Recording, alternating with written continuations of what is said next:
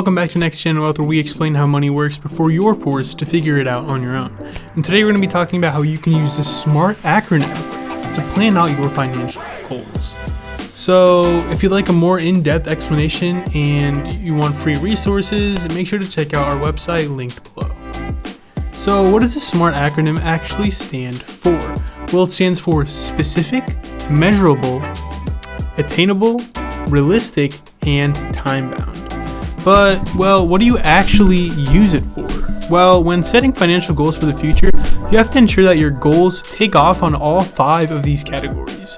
If your goal isn't specific enough, for example, well, you won't know where to go or what to do. So if I set a goal saying, I want to make money this summer. Oh, well, I don't know how much money specifically I want to make, so I might just keep on working toward that goal and never actually attain it, never actually get it done because I wasn't specific enough. So in addition to that, if your goal isn't attainable or realistic, you're never actually going to succeed in it. And if it isn't measurable or time bound, you could be trying to reach this goal forever without a way to know if you've actually reached it or not.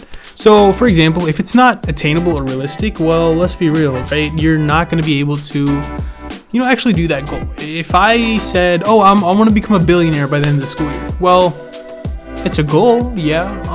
There's a specific goal, I guess you could say. You want $1 billion in your bank account, but is it realistic? Well, probably not, right? Like, sure, I would love to be a billionaire by the end of the school year, but as an actual financial goal, that's not really attainable or realistic, at least for me in my current scope of things. So make sure that you know where you are at and that the goals you set, especially the SMART ones, and the finance ones, they sort of follow where you're at. So let's say you're 22 and you say, I want to have $2,000 in my bank account by the end of the year. Well, that's more realistic, right? You're 22, you might be able to get a good job, you can really invest, you can do a ton of things with your money, so that might be achievable, but you might not be able to say the same thing for a 15 or 16-year-old, right? There's less jobs available, it's harder to get hired, and you can't really do as much at least with your money as if you were 22. But don't worry, you can still do a lot with your money, and you'll see that in some of the coming chapters. So what about time bound? Well, you really want to set a time for your goals, right? You want to say, in 2 months, I want to have $500 saved up. Because if you just say, I want to have $500 saved up, then okay, I might save $1 this week, $1 the next week. I'll say I'm working toward my goal, but am I ever going to actually achieve it in like a reasonable amount of time? Probably not. And I might never achieve it if I don't set a specific time-bound portion for the goal. So there's a clear difference between saying I want to save up $500 and I want to save up $500 the next week or the next month or the next 2 months. You really want to have a time-bound goal. And last but certainly not least, measurable. Do you want your goal to be measurable? Yes. If I say, so for example, a goal that might not be measurable is, I want to have over 40 friends. Okay. How are you going to measure when you have 40 friends, right? I want to make 40 friends this month. Well, how do you know what a friend is? Is it whenever you get their number in your contacts? Is it just by meeting them? You have to set that. You have to know when you reach the next level of your goal, and you have to make sure that you're able to measure what you're actually doing during your goal.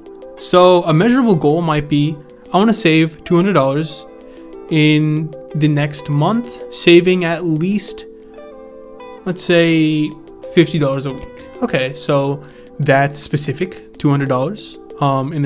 That's time bound, you said in the next month. It is attainable, I would say, for the average teen. If you maybe have a job or you do some handiwork or busy work, other things like that. Is it realistic? Yeah, I would say, like I said, it's realistic and attainable for your average teen. And is it measurable? Yes, it's definitely measurable, right? You said you want to save $50 every single week. You can measure that. Do I have $50 at the end of the week? If not, I'm not on track for my goal. If so, yes, I'm measuring myself toward reaching my final goal.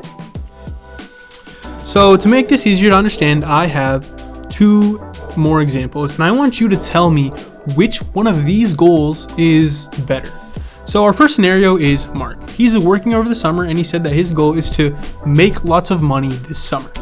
And our second scenario is Luke, whose goal is to save up $300 using money from his job within the months of July to August. Now you can pause this video here and pick the one that sounds better to you. Obviously, Luke's financial goal sounded better, and that was because it ticked off every category in the SMART acronym. Let's take a look at each category and see if Luke mentioned them. Well, first off, specific. Yeah, I would say it was pretty specific, right? A goal of $300 is a pretty specific goal to reach. And second of all, was it measurable? Yeah, it was pretty measurable, right? You have 3 months and you want to save up $200. You can just check your bank account, whenever you want to see, oh, okay, what percent toward my goal am I? So if you have $50 in your bank account, oh, well, I'm 1/4 the way to my goal. So it is definitely measurable. Third off, is it attainable? Yeah, it's attainable, right? Luke might have a job. He might mow his dad's lawn. He has these ways of making money that the average teen might have as well, right? So yeah, it's definitely attainable. And is it realistic? Yeah, $300 in 3 months is definitely, it's definitely realistic. It's not like he's saying I want to make $500 million in 3 months. It's just $300, $100 a month. You got 30 days in a month, so what's that? $3 a day. Definitely attainable if you work hard enough. And if you don't spend excessively and other things like that, yeah, definitely realistic and attainable. And finally, what about time bound? Yes, it's time bound, right? He set the months of July to August, so it's a very time bound goal as well. He has 3 months to make $300. So he ticks off every single box on the SMART acronym. But now let's look at Mark. While Mark's is time bound, that time being this summer, even that isn't that realistic. What does this summer mean, right? Just the exact days of when summer starts to when summer ends? Is it when school ends and then, school starts up again? What does this summer actually mean? So, you can kind of do like a half check there. Oh, it's sort of time bound, but his goal doesn't check off any of the other boxes, right? This is going to lead to Mark never knowing if he reached his goal or if he's on pace to, reaching his goal of making lots of money this summer. It's not specific. Oh, I want to make lots of money. Well, what is lots of money? Do you have a specific number for that? It's not really measurable, right? If I have $50 in my bank account, well, okay, I'm $50 towards lots of money. I can't really measure what percent of the way I am toward that because I don't know what lots of money is. Is it attainable? Well, depends on what Mark's definition of lots of money is, and he needs to write that down so he knows in the future what he meant by lots of money. Is it realistic? Again, it depends on what lots of money means. It's not specific enough, it's not measurable enough, and because of that, you can't say if it's realistic or attainable. So meaning, S, M, A, and R in the SMART acronym are all no's. And yes, like I said, the time bound is a check, but it really depends on what he means by this summer. He should be more specific on that part as well. So, what can we take away from this? Well, when setting financial goals, always use the SMART acronym, which again stands for specific, measurable, attainable, realistic, and time bound. If your goal doesn't meet one of these criteria, make sure to modify it so it does. This helps you plan out a successful and financially secure future for both yourself and the people around you. And thank you all for sticking with me today. If you enjoyed or learned something new, please drop a subscribe, drop a like too, and check out the free website link below for more personalized guidance and tools. And using that website, you can also, reach out to us, email us if you have any questions regarding finance or how we record our videos or edit our videos. So we would love to, if you want to talk to us, we would love to chat, help you out. And yeah, we love to, communicate with you guys. Thanks for watching, and don't forget, don't just earn money, learn it.